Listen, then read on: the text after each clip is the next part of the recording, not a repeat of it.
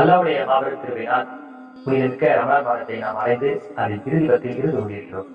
இந்த இறுதி பத்தில் அல்லாஹ்வின் தூதர் நபிகள் நாயகம் ஸல்லல்லாஹு அலைஹி வஸல்லம் அவர்கள் அல்லாஹ்விடத்தில் அதிகமான பாவங்களை கேட்பதற்குண்டான ஒரு துஆவை நமக்கு கற்றுத் தந்திருக்கிறார்கள். இதை குறித்து அந்த ஆயிஷா ரலியல்லாஹு அன்ஹா அறிவிக்கிறார்கள், அல்லாஹ்வின் தூதரே, நாங்கள் லைலத்துல் கத்ர் இரவை கண்டால் அது நாங்கள் அல்லாஹ்விடத்தில் என்ன பிரார்த்திப்பது என்று கேட்கிறார்கள். அதற்கு அல்லாஹ்வின் தூதர் சொல்றாங்க, اللهم إنك عفو تحب العفو فاعف عني.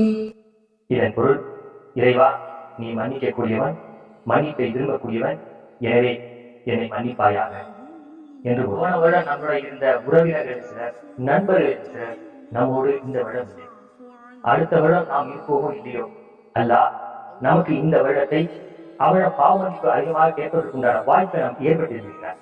எனவே அந்த வாய்ப்பை நாம் சரியாக பயன்படுத்திக் கொண்டு அல்லாஹ்விடத்தில் இந்த லைலத்துல் கத்ர் இரவில் கடைசி பத்தில் நாம் அதிகமான இந்த துஆவை ஓதி அல்லாஹ்விடத்தில் பாவ மன்னிப்பை கேட்டு அந்த மறுமை கையால் வாசல் வழியாக நுழைந்திட அல்லாஹ் நம் அனைவர் மீது அருள் புரிவார். அஸ்ஸலாமு அலைக்கும். اللهم إنك عفو تحب العفو فاعف عني.